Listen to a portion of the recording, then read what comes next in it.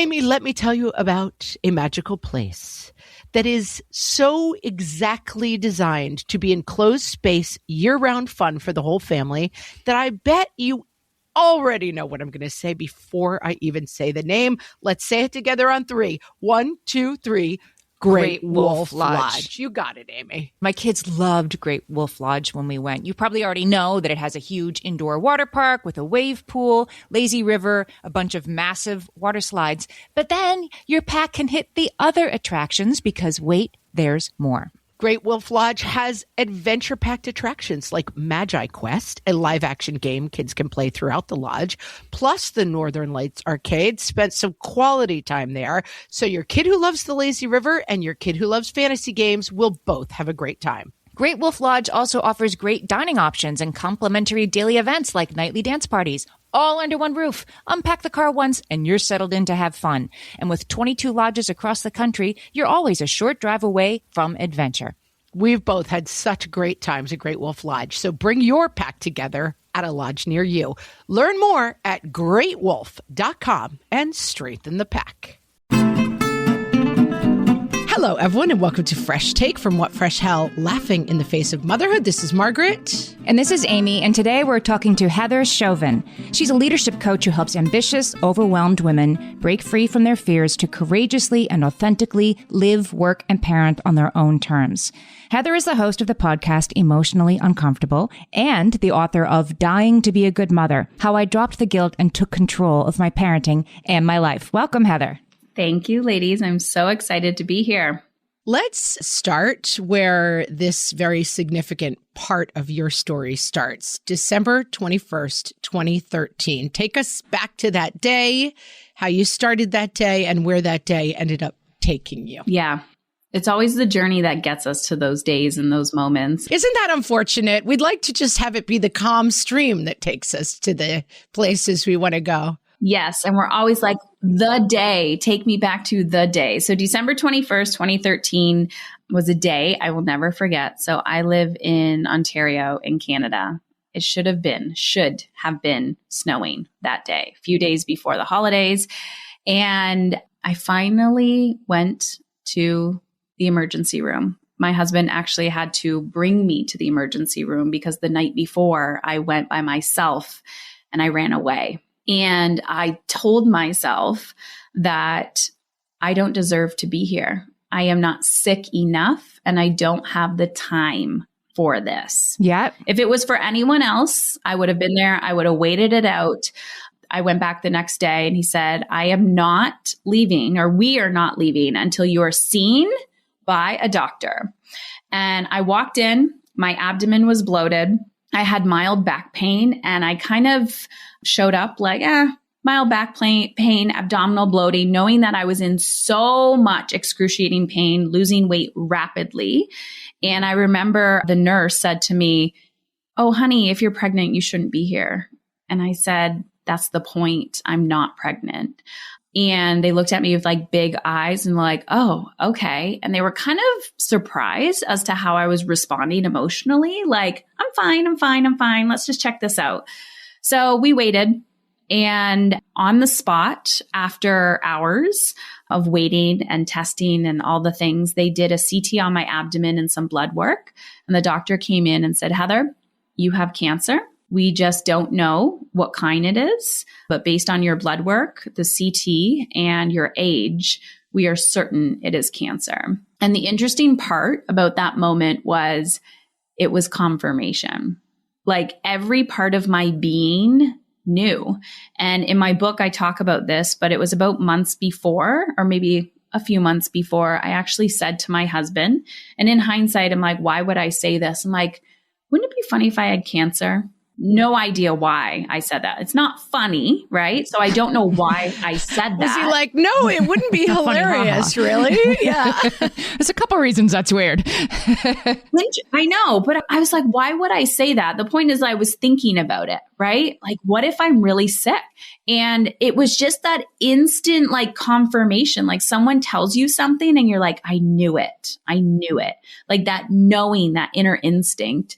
And I just remember walking out of the hospital that night, everything slowed down. And I just looked up and I'm like, you finally have my attention. I will listen. I will slow down. And I've never been the same since. And you are a mother. You were a mother at this time in 2013? Yeah. So I have 3 boys. They're 17, 12, and 10. So my youngest was around a year old and my oldest was 9. Yeah. And so how do you experience that news as a mother? Are you experiencing it first like, oh my God, my kids, or oh my God, myself? Does that change how you take this bad news in? I think reality hits around like, your worst, not your worst nightmare, because my worst nightmare wouldn't be something happening to me, but something happening to people that I care about. But my brain shifted to like, I need to survive for them, right? Not I need to survive for myself, but I need to survive for them. And ironically, my oldest son, his biological father died. And at the time I was like, I am his everything. Like I cannot leave this earth yet. And that like inner will and desire to live and survive was like 10x. I was like, I am going to act as if I'm going to survive. And so I think my determination, that like mama bear, came out when I was diagnosed. You have a line that I think is really deep. Cancer gave me permission to stop suffering. Tell us about like what that looked like for you, that revelation.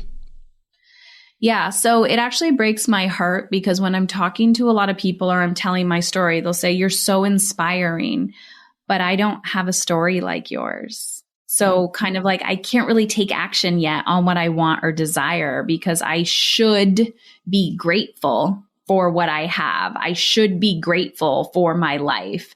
And I'm like, but you're not fulfilled. You're not content. So why are you choosing suffering? And I just remember, I don't know when it was in my journey, but I'm like, I have checked that box and I will never go back there again. Like I am done neglecting myself. And I get as bold to say, killing off parts of myself, my mental health, my physical well-being, my desires, my spiritual growth, like anything that I want or need. I am done neglecting that part of myself to prove to others that I am a good insert, right? Good mother, good woman, good business owner, good wife, good sister, good friend, good anything. I don't feel good. So I am done being something for other people. And I just remember like, it was like done. I am done suffering. And it wasn't about how can I be done suffering when I have stage 4 cancer? Like just a choice. There I am like at the bottom and I'm like, I am done. And so I had to consciously choose my way out every single day, but I didn't suffer through it, if that makes sense. What's the difference between not suffering, but accepting help? Like I can see that would be the pitfall for me, the caregiver in this situation, to be the one that needs attention and love and care and to be held. How do you go about accepting that when you're the one who usually gives that out? I think it's self-awareness first, realizing that you're not receiving. I always say women have so many receiving wounds and receiving muscles. And even when it looks like somebody's receiving, like receiving a lot of help, they're not actually allowing it all the way in. I learned that a lot during my journey. Like I remember being in the hospital and people wanting to help me and me getting annoyed with it because I'm like, and then I got to this point where I realized that me actually cutting off letting them help me was actually doing a disservice to their healing process. Like I was pushing them away and it was actually making it worse because they felt so helpless. So whether it was them bringing me food that I knew I wouldn't eat or like trying to help with the kids or do something, even though it wasn't the help that I quote unquote wanted or needed, they were doing it for self-serving. It's like when we're trying to, the holidays are coming up, you're giving to these people. You're like, oh, look at us. We like sponsored a family or we're going downtown doing whatever. Yeah. Where are you the other 12 months or the other 11 months of the year? Like it is so self-serving how we want to help other people, which is fine. But understand that learning to receive help is not always about you. It's understanding how the side effect of once you do receive help not only is going to allow you to become better, but also how that impacts your children, impacts your family, impacts every single person that you interact with. And we want to keep exploring the lessons, but first tell us how you're doing with your health.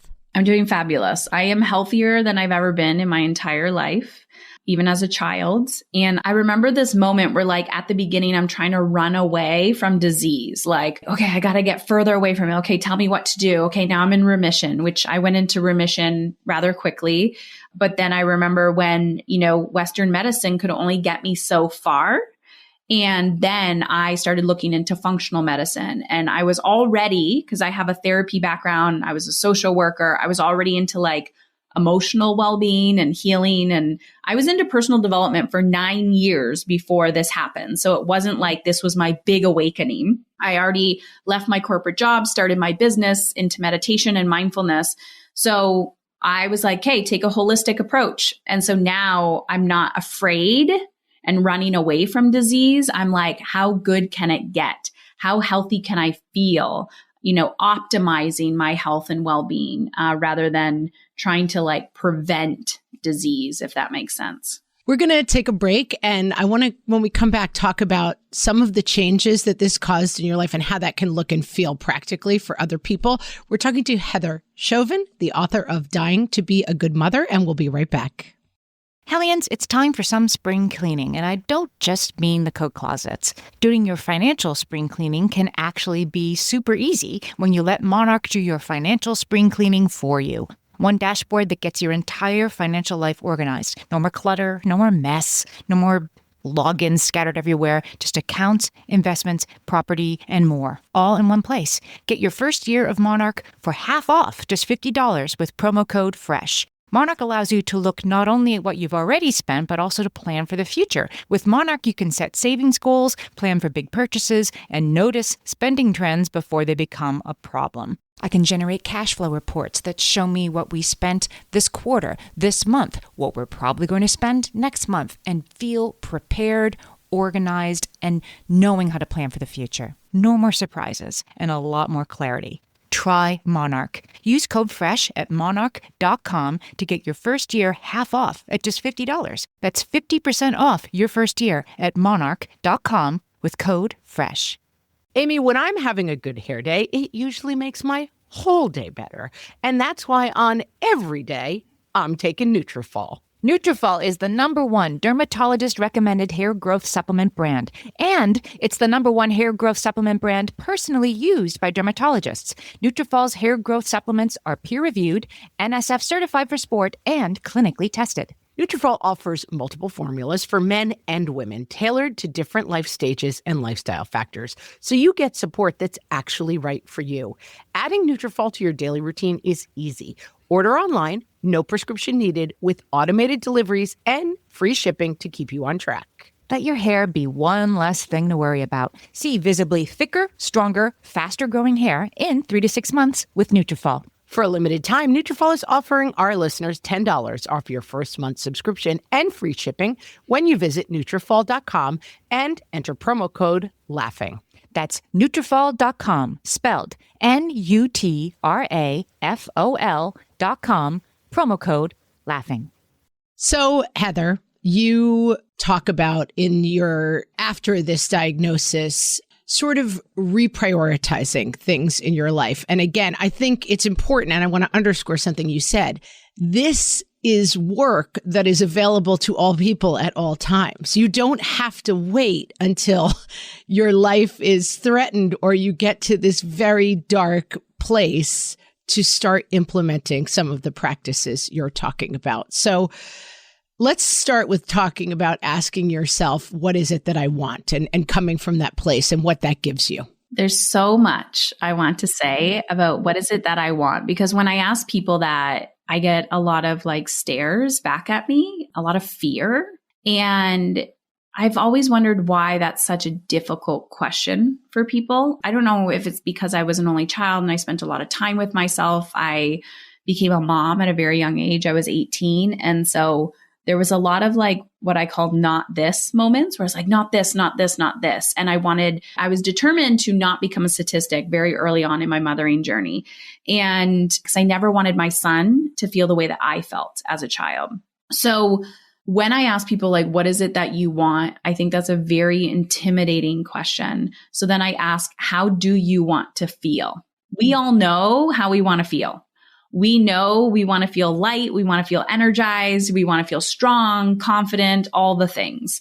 I've never heard someone say, I want to be disempowered. Like, we know how we want to feel. I think the fear comes in when we don't know how to get from point A to point B. And so when my diagnosis happened, I really looked at like, how do I want to feel? And at the moment, I felt like dead inside. I had no energy. I had no, like, I couldn't really do much. And I'm like, this is not the way that I want to feel. There's a story that I tell often where I'm in the bathroom in between hospital visits. It's like 3:00 in the morning. It seems when everyone has their epiphanies, I'm on the floor in fetal position, crying. And again, trying to hold everything in because I don't want to disturb my family. I'm using air quotes, right? It's like shove my stuff down.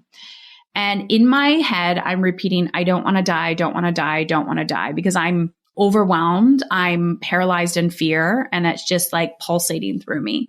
And there was this moment where I was like, okay, you're here. Be present. You're not dead yet, Heather. Like, be present. And then I could shift my mind to go, how do you want to feel? How do you want to feel in this moment? Because I find so many of us get stuck in the day to day. And then we're like, well, I can't. And then we just keep repeating patterns. So I shifted it to, how do you want to feel? I'm like, I want to feel alive.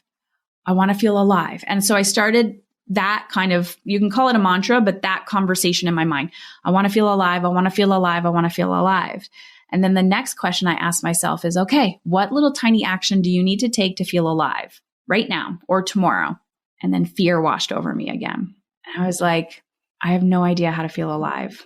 And I'm like, I don't know if I've ever been taught, if it's ever been shown to me by another woman, or if I've ever felt this way for a very long time in my life.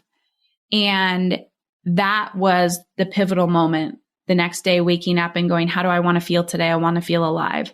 Well, what would an alive person do? They would probably get out of bed and take a shower. So that's what I did the next day. And then the day after that, I was like, get out of bed, take a shower, sit on the porch. Get out of bed, take a shower, go for a 10-minute walk, and like slowly brought myself back to life. And then that's where courage came in. That's where I had to be like, all right, what's the next thing I'm craving? What's the next thing? What's the next thing? And that has led me to where I am today, which is like, when people are like, you must be overwhelmed, you must be busy. And I'm like, no, I have opted out of the toxic womanhood, toxic mother culture. I'm like, I feel great. My kids are kids. Like, it's not peachy all the time, but we're okay because I'm living a proactive lifestyle instead of a reactive lifestyle. And it just happened with tiny habits every day. The part about being emotionally uncomfortable, to go to the title of your podcast, is, it seems to me that they're sort of saying there's two moments. There's like, I don't know how I want to feel. That's an uncomfortable moment. And then the deeper discomfort is, I want to feel alive and I don't know how to go about that. Is that the moment that you're asking people to double click on? Well, I think it's the feeling word. Like, I'm asking people to feel. And it was funny because my podcast, so I've been podcasting for like 7 years, and it was called Mama's in Control when it started because I was doing target market research and these women are like, I want to feel in control. Well, controlling is like a very masculine like word, like control. I want to control.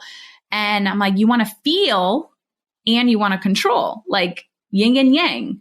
So as you know, I kept talking. I was the same person I am today, but it was the beginning of this year when I rebranded it to emotionally uncomfortable, because I'm like, you say you want abundance. You say you want to feel alive, but you're not willing to feel. You're not willing to actually do that, because Brene Brown calls it foreboding joy. The closer you get to how you want to feel, joy is actually the most vulnerable emotion of all, because the closer you get to it, you're like, oh, something bad's going to happen. And then you run away. And so emotionally uncomfortable is, yes, you got to go to your edge of like, this is my comfort zone. Now I have to do something that's uncomfortable. It might just be holding a boundary. You know, that needy person is texting you and they're like, we need to talk. We need to talk. And you're like in the middle of work or doing something for yourself. Or you might be on a walk and you don't want to sabotage your walk. And you just look at your phone and you're like, you know what? I'm going to hold a boundary for myself, and I'm going to respond to them when I get back home. And that is going to be emotionally uncomfortable for you. And then also digging in and going, what is it that I really want? We've talked to Dr. Lynetta Willis on the podcast, and she has a concept, stable misery. And I think in motherhood, we have an excuse to put ourselves last because we are busy and we're taking care of other people.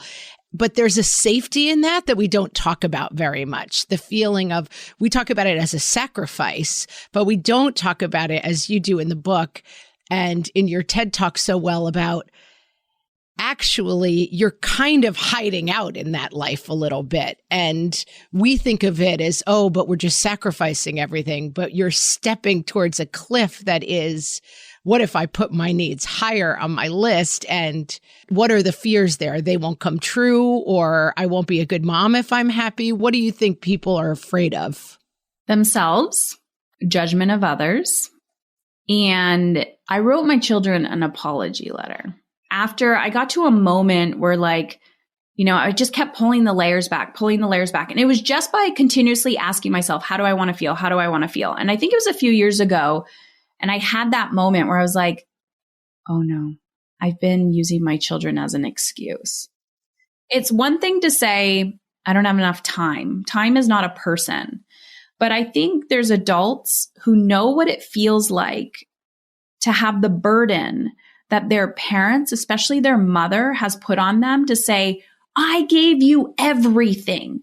You owe me. I did everything for you. I sacrificed for you. You owe me. My children owe me nothing. I expect them to become good humans, but they don't owe me anything.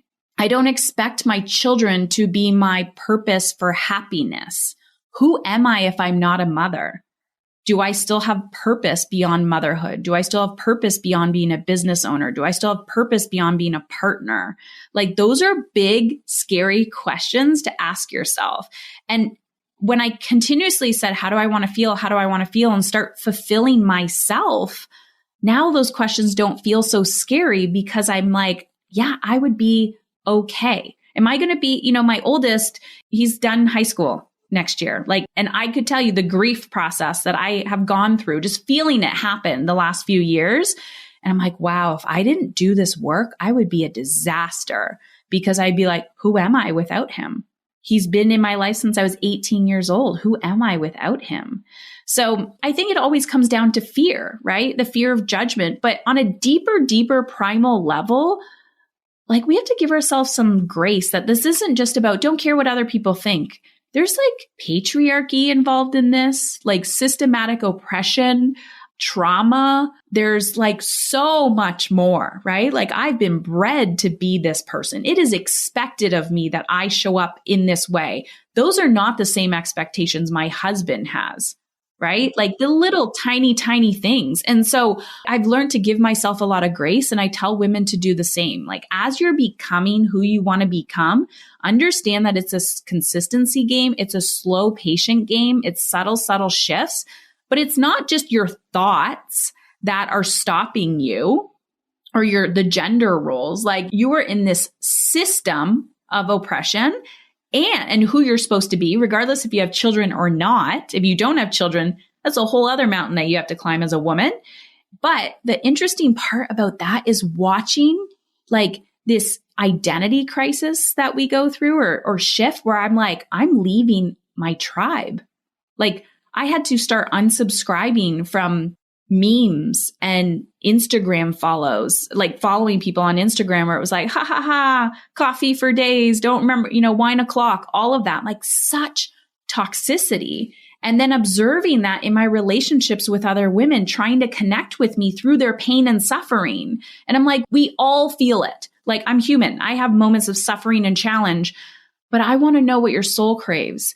Don't try to connect with me through your pain. Let's connect through your desires. We're talking to Heather Chauvin. We'll be right back.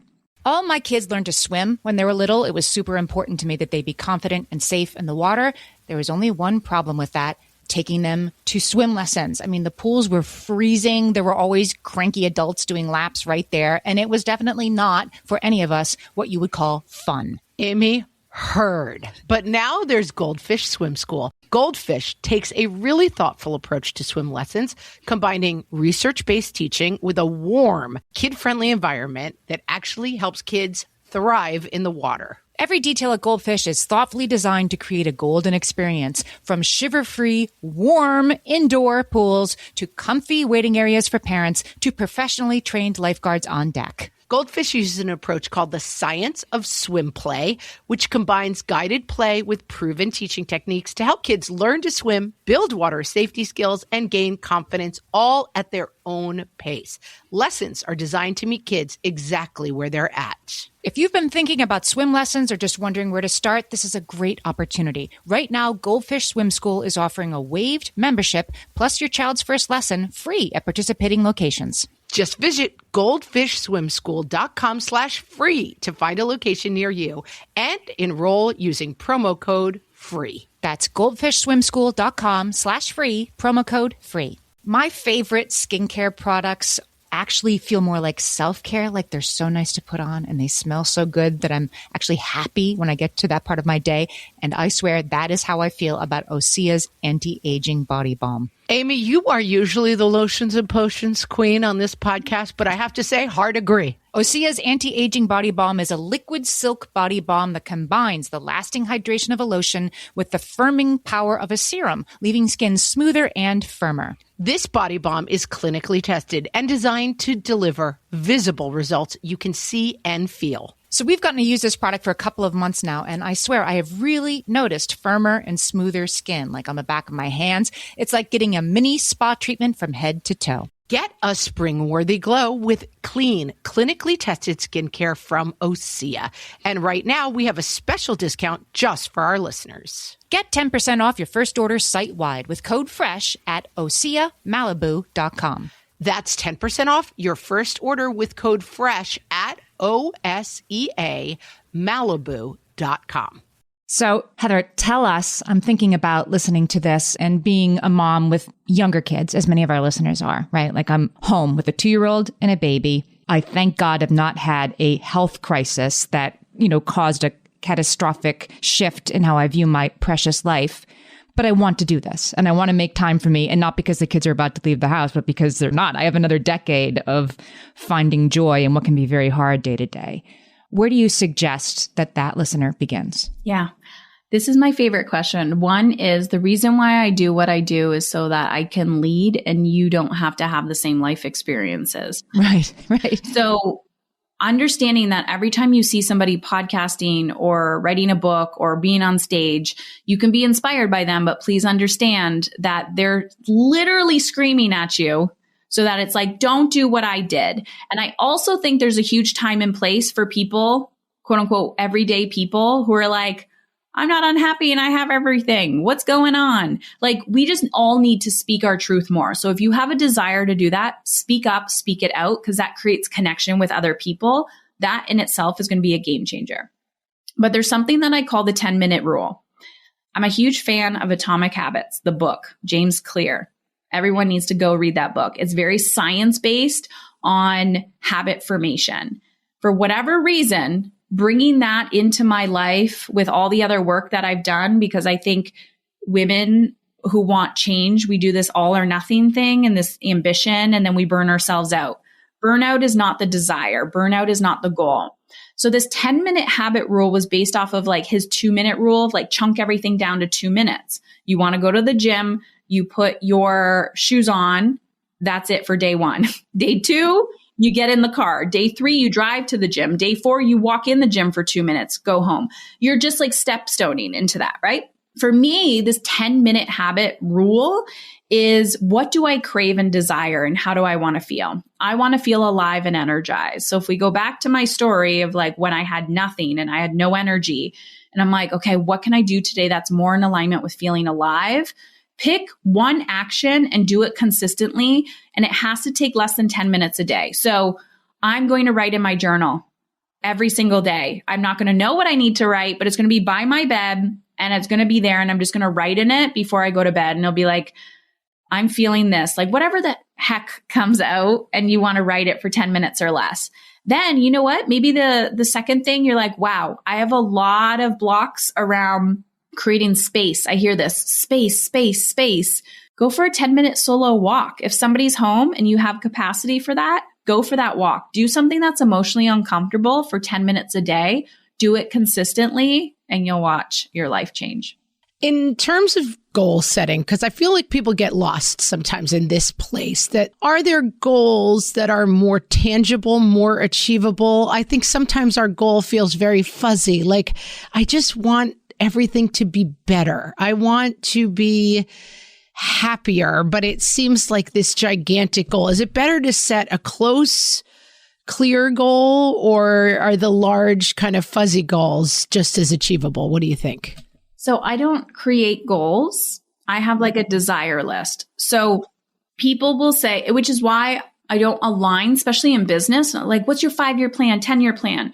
The version of me today would be thinking way too small of what my 5-year plan would look like, because I'm going to become a different person. I don't know what I don't know. So I follow my desires. So my number one journal prompt that I use and I teach people is, wouldn't it be nice if? And that doesn't feel so rigid to me of like, what do I want? Again, right? That's like very confronting. Wouldn't it be nice if? Wouldn't it be nice if? And then just play with it. Put a timer on for 5 or 10 minutes and then write. And I tell people, do it again and again and again and again. Whatever comes out on that list is what you desire. Then you could pick one. Wouldn't it be nice if I had Fridays off?